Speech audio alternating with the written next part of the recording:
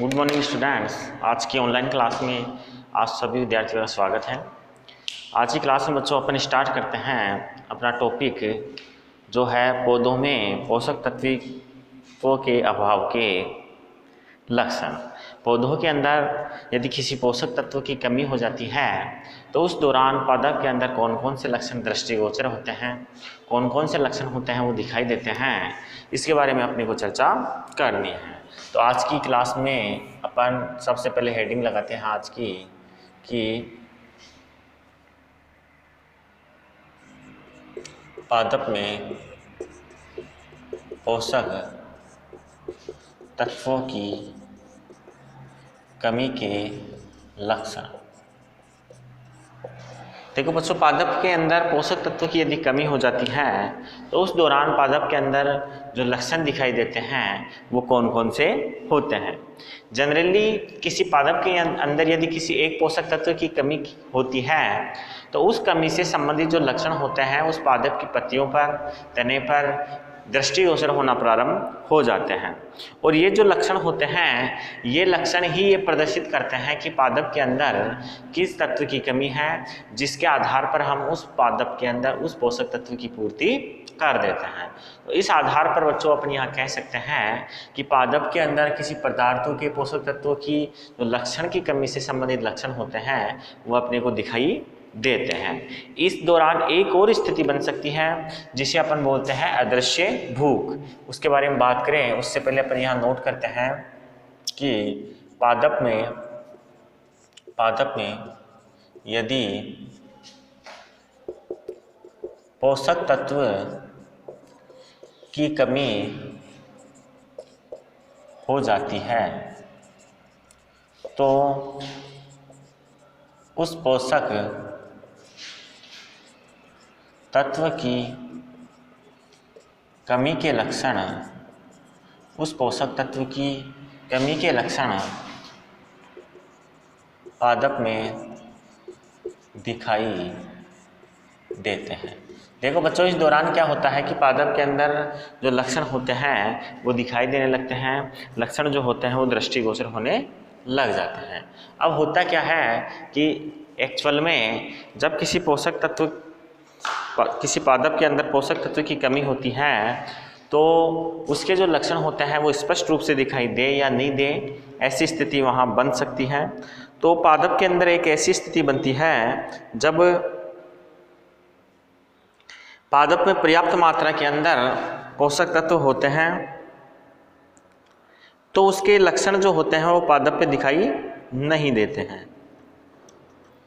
लेकिन यदि पादप में उस पोषक तत्व की पूर्ति नहीं हो पाती है तो उसके जो लक्षण होते हैं वो हमें पादप पर दिखाई देने लग जाते हैं।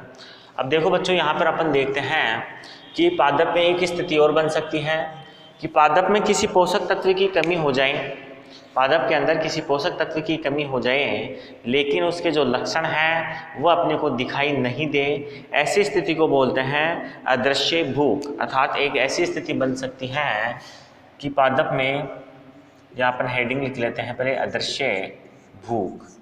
इसमें अपन लिखते हैं कि पादप में किसी पोषक तत्व की कमी हो जाती है, पादप में किसी पोषक तत्व की कमी हो जाती है लेकिन उसकी कमी के लक्षण, उसकी कमी के लक्षण दिखाई नहीं देते हैं। अदृश्य भूख वो स्थिति होती है जिसमें पादप के अंदर पोषक तत्व की कमी तो हो जाती है लेकिन उसके जो लक्षण होते हैं वो पादप के ऊपर दिखाई नहीं देते हैं, दृष्टिगोचर नहीं होते हैं। इसे अदृश्य भूख कहा जाता है। पादप के अंदर कई बार ऐसी स्थितियां बन जाती हैं। फिर अपन किसी पादप के अंदर किसी पोषक तत्व की कमी की पहचान किस आधार पर कर सकते हैं तो उसे अपन बोलते हैं दृश्य निदान विधि। तो अपन यहाँ नोट करते हैं कि पादप में पादप में पोषक तत्व की कमी का निर्धारण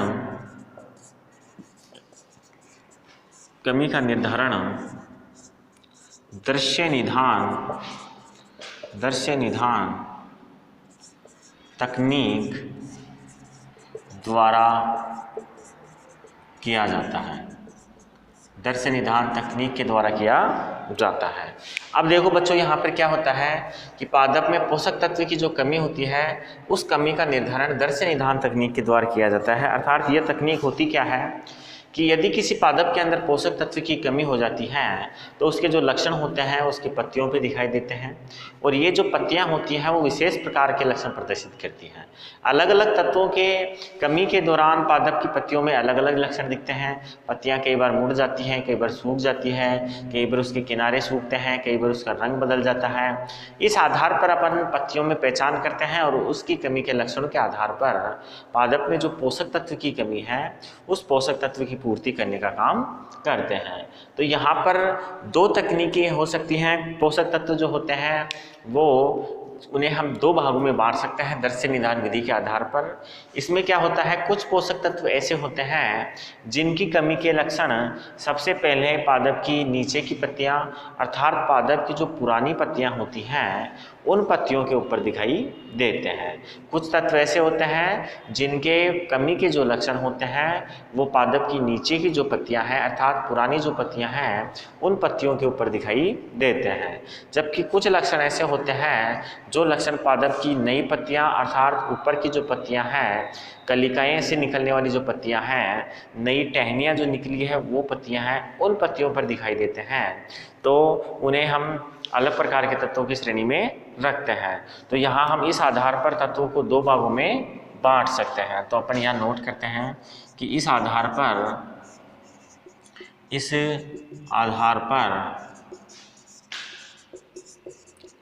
पोषक तत्वों की कमी के लक्षणों के आधार पर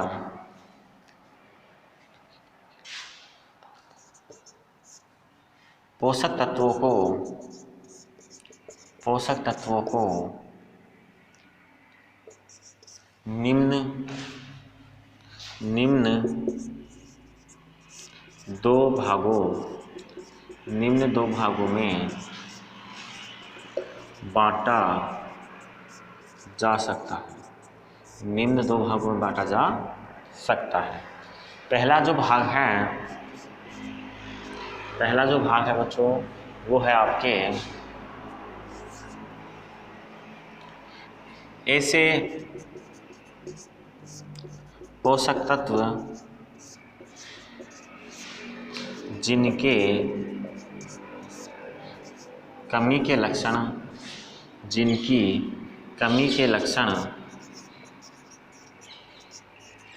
पादप के नीचे की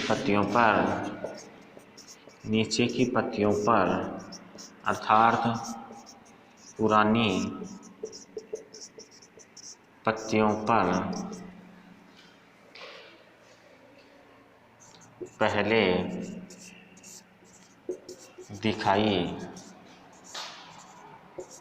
देते हैं। कुछ पोषक तत्व ऐसे होते हैं जिन पोषक तत्वों की जो कमी के लक्षण होते हैं वो पादप की नीचे की पत्तियां अर्थात पुरानी पत्तियां जो होती हैं उन पत्तियों पर दिखाई देते हैं। इन तत्वों की यदि हम बात करें तो नाइट्रोजन, फास्फोरस, पोटास आपके नाइट्रोजन है, नाइट्रोजन, फास्फोरस, पोटास, नाइट्रोजन है, फास्फोरस है, पोटास है, इसके अलावा मैग्नीशियम व जस्ता सम्मिलित है। मैग्नीशियम व जस्ता आदि। मैग्नीशियम व जस्ता आदि ऐसे तत्व हैं जिनकी कमी के जो लक्षण होते हैं वो पादप की पुरानी पत्तियों पे अर्थात ऊपर वाली जो नीचे वाली जो पत्तियां हैं उन पर दिखाई देते हैं। दूसरे ऐसे पोषक तत्व जिनकी कमी के लक्षण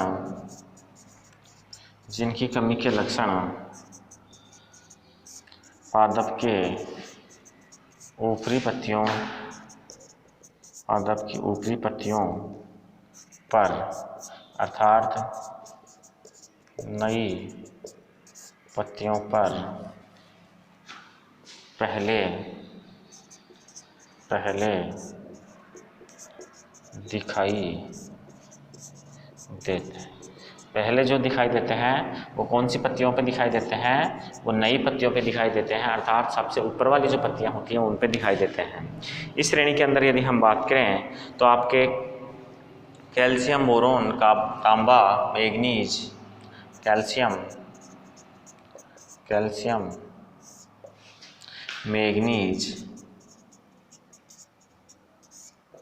बोरोन, तांबा, कैल्शियम, मैग्नीज, बोरोन, तांबा गंधक व लोहा तत्व सम्मिलित है। गंधक व लोहा तत्व सम्मिलित है।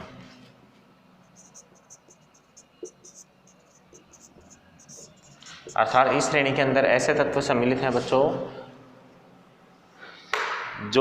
जिसके लक्षण जो होते हैं पादप की नीचे वाली जो पत्तियां होती हैं ऊपर वाली जो पत्तियां होती हैं, नई पत्तियां होती हैं, उनके ऊपर दृष्टिगोचर होते हैं। इसे आप स्क्रीनशॉट लेकर नोट कीजिए, फिर अपन इससे आगे स्टार्ट करते हैं।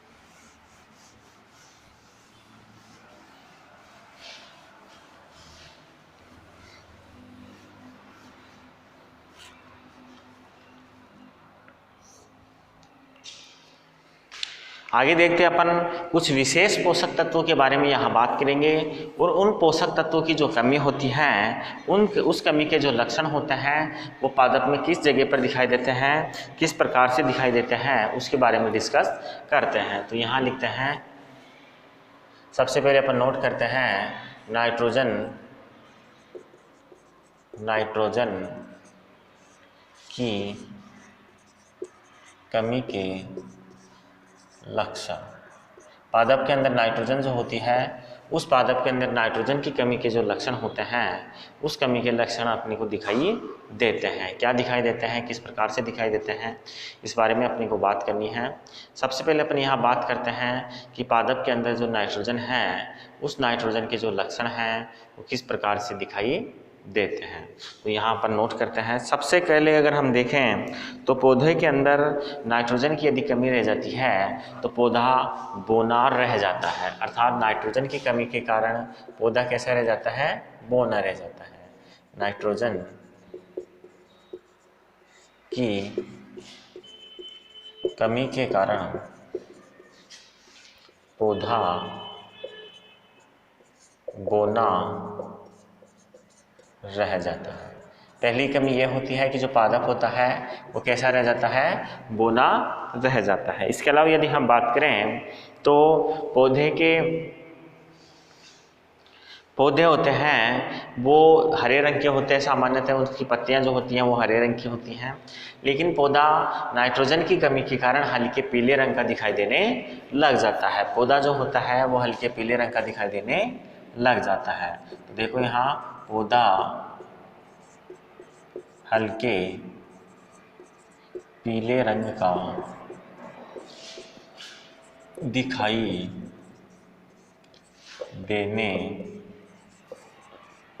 लग जाता है।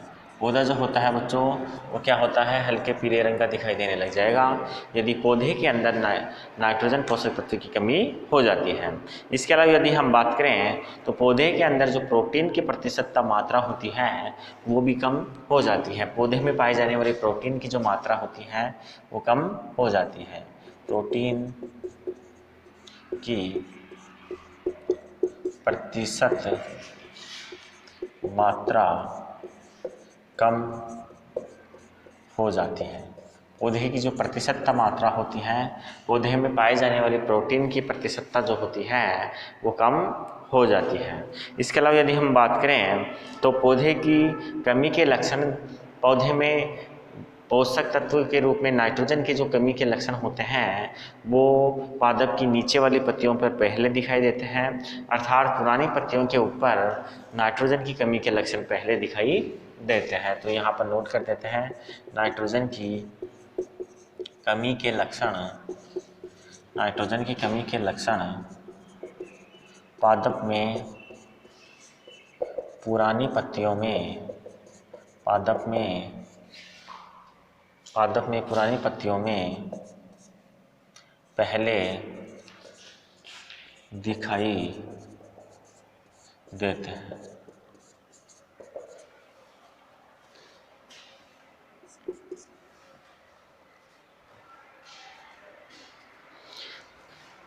नाइट्रोजन की कमी के जो लक्षण होते हैं वो पहले पुरानी पत्तियों पे दिखाई देते हैं। इस दौरान क्या होता है कि जो पादप होते हैं उस पादप की जो पत्तियां होती हैं पत्तियों के किनारे झुलस जाते हैं और थोड़े से नोक जो होते हैं वो मुड़ जाते हैं। पत्तियों के किनारे और जो नोक होते हैं वो झुलस कर मुड़ जाते हैं।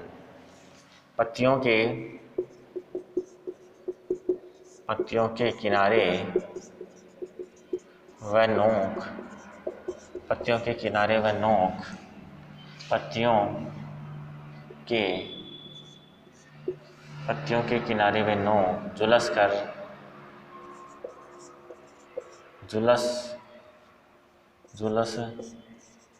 जाते हैं।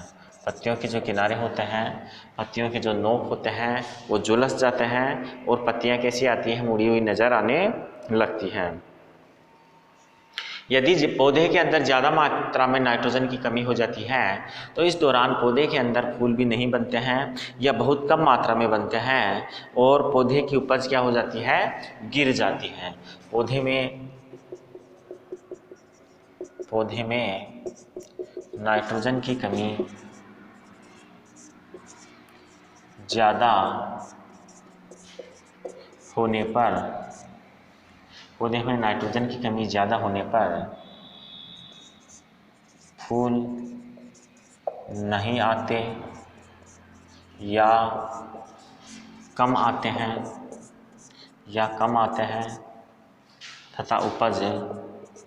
तथा उपज गिर जाती है। अर्थात फल जो आते हैं वो टूट के नीचे गिर जाते हैं, जिसके कारण क्या होता है कि जो फसल जो होती है उसकी उत्पादन क्षमता कम हो जाती है। देखो बच्चों, यदि पादप के अंदर नाइट्रोजन की कमी हो जाती है तो जो कलियां होती हैं उन कलियां कम फूलती हैं और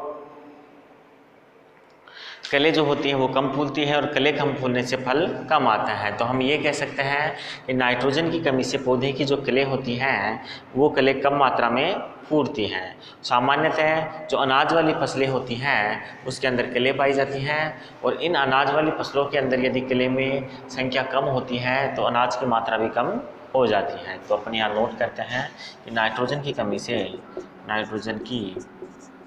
कमी से पौधों में कलियां कम फूटती हैं। पौधों के अंदर जो कलियां होती हैं वो कम मात्रा में फूटती हैं यदि नाइट्रोजन की कमी हो जाती है। तो देखो बच्चों, ये आपके एक पोषक तत्व होता है नाइट्रोजन, उस नाइट्रोजन की कमी के लक्षण आपको यहाँ दृष्टिगोचर हो चुके हैं। दूसरे पोषक तत्व की यदि हम बात करें तो उसका नाम है फास्फोरस। तो फास्फोरस की कमी के लक्षण भी अपन यहाँ देख लेते हैं। फास्फोरस की कमी के लक्षण। फास्फोरस की कमी के लक्षणों की यदि हम बात करें तो देखो बच्चों, यहाँ पर सबसे पहले यदि हम यहाँ बात करें तो पौधे की जो जड़ें होती हैं उसकी वृद्धि और विकास होता है वो बहुत कम होता है यदि पौधे में फास्फोरस की कमी रह जाती है। तो अपन यहाँ नोट करते हैं कि यदि पौधे के अंदर फास्फोरस की कमी रह जाती है तो पौधे की जड़ें की वृद्धि और विकास कम मात्रा में होता है। फास्फोरस की कमी से पौधों की जड़ों की वृद्धि एवं विकास कम मात्रा में होता है। पौधे की जड़ें जो होती हैं उस जड़ों का जो विकास होता है उसकी वृद्धि जो होती है वो कम मात्रा में होती है। ऐसी स्थिति में पादप ज़्यादा वृद्धि नहीं कर पाता है। कभी कभी क्या होता है कि ज़्यादा फास्फोरस की यदि कमी हो जाती है तो पादप सूख भी जाता है, अर्थात पादप सूख के नष्ट भी हो सकता है यदि फास्फोरस की कमी पादप के अंदर ज़्यादा मात्रा में हो जाती है। पौधे छोटे रह जाते हैं और पत्तियों का रंग नीला अथवा बैंगनी हरा हो जाता है। इस स्थिति में पौधे कैसे होते हैं? छोटे रह जाते हैं। पौधे छोटे रह जाते हैं, पत्तियों का रंग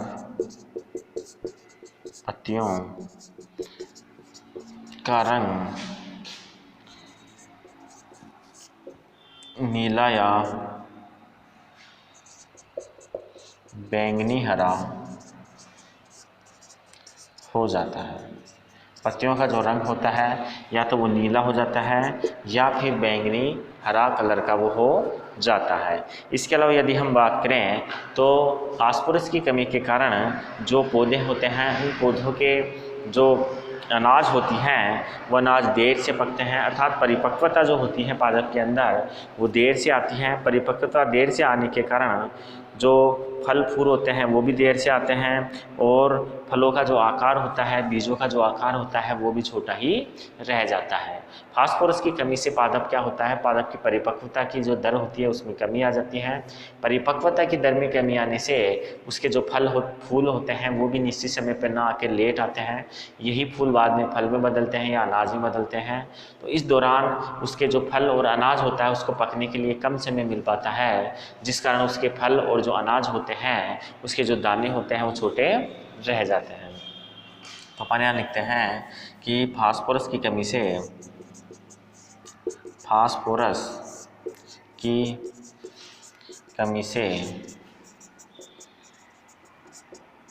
पौधों में परिपक्वता देरी से आती है, जिससे फूल देर से आते हैं, फल व अनाज ठीक से नहीं पक पाने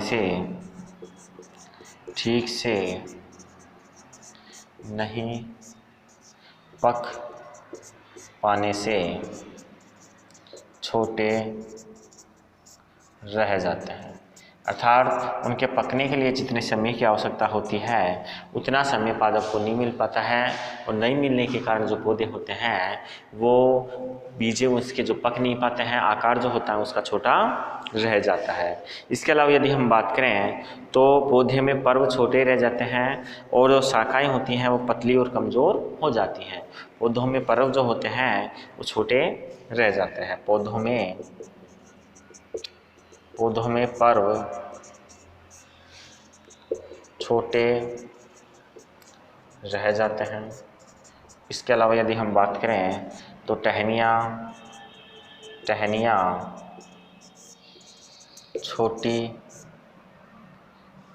जो होती है वो छोटी, पतली